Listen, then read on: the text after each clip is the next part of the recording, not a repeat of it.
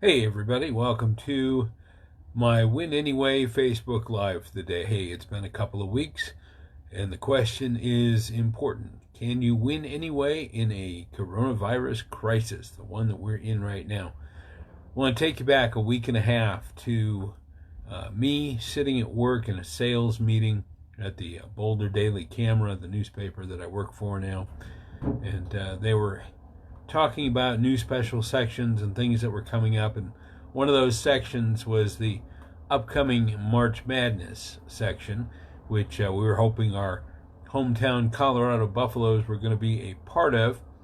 And I asked the question, do we even need this section? Because they're probably going to cancel March Madness.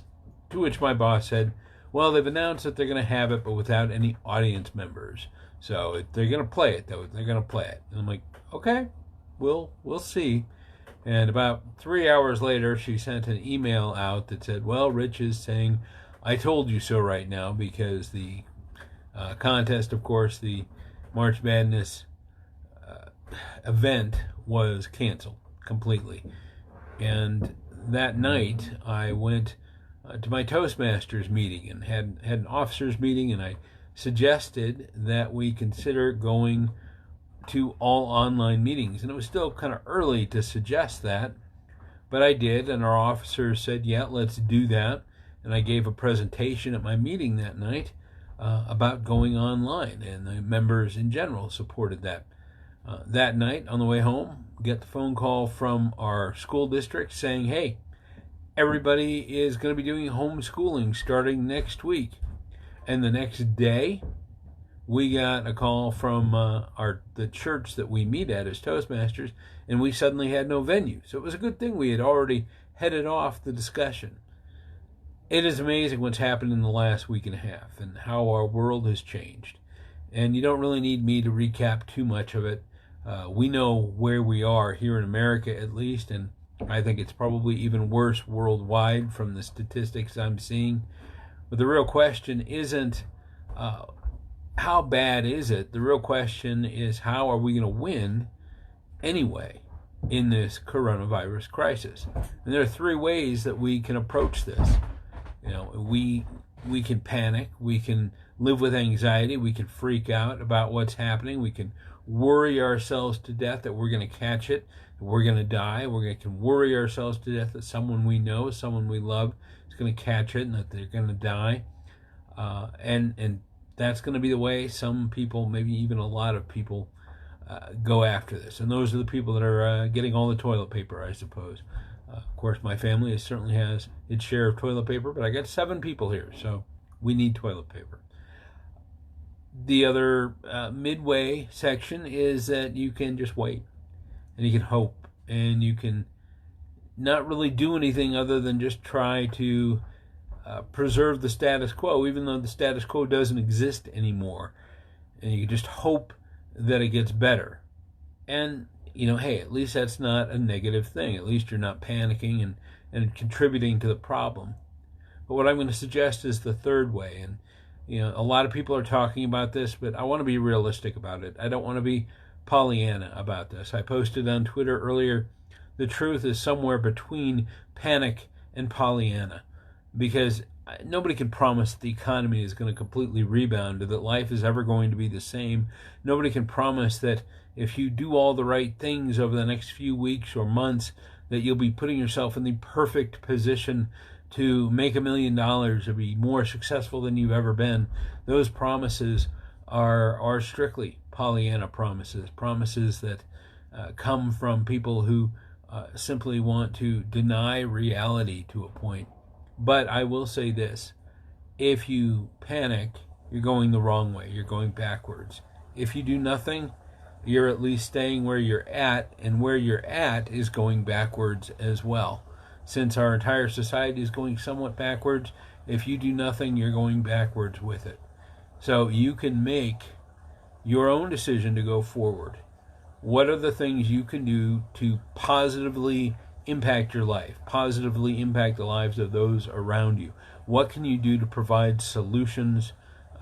Going online with your Toastmasters Club, going online in your business, If you're able to work at home, obviously you're going to be using the internet. What are the things you can do to make your job continue to work? What innovations can you come up with?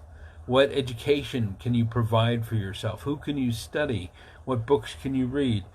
I know a lot of people are telling you to do this, but there's a reason. And the reason is that at least you have this opportunity to step forward, to do something to improve yourself, to do something to prepare yourself for when we do come out of this, so that you are better coming out of this than you were going into this. This situation has been presented to us, and it is up to us to figure out how to deal with it.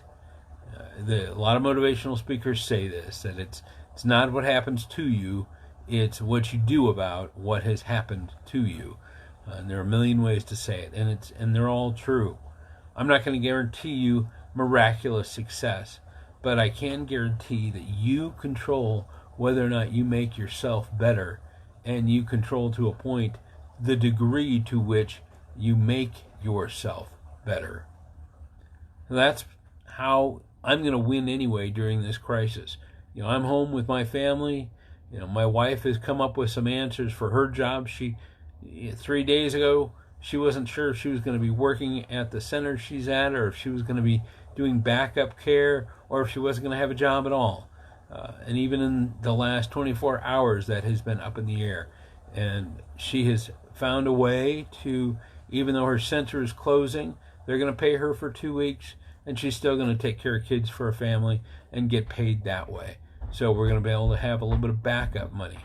For me, I'm going to have to push forward with my job as a salesman and just go from being a brand new outside salesman to being in inside sales again, and relearning how to do that part of my job, and talking to businesses about how they can survive this current situation by continuing to market themselves, continuing to reach out to their customers so that they come out of this better and stronger than they've come into it, or at least survive it.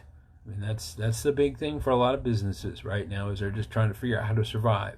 And if I can be a part of that, that's what I'm going to be doing through my job with the newspaper and all the newspapers that I represent in the job that I have.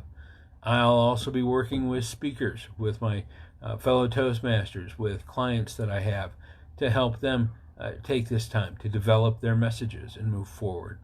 So, and I might spend a little bit more time with my family and, get to know them again. I mean, not that I've ever been all that far away from my family, but every additional moment that we have is a moment that we can cherish, is a moment that we can do something with. So that's what I'm telling you. Go win anyway in this coronavirus crisis. It's your choice. You can lose anyway if you want, or you can stay the same. But why? Why not just move forward? Break up with the crisis. Break up with spending all your time worrying about the statistics, of which I'm guilty. Break up with worrying about it. Do something positive. Wash your hands. Stay away from people. Do all the things you're being told to do, but then move forward with your own life as well. And you will be living a win anyway life, and you will come up with some win anyway results. Thanks so much for hanging with me here. We're going to post this all around, let people know if you found this message to be inspiring at all or encouraging at all. Have them take a listen, because I want to be able to help as many people as I can, or at least give them something to do other than sit there and stare at statistics. Thanks a lot, everyone. Good night.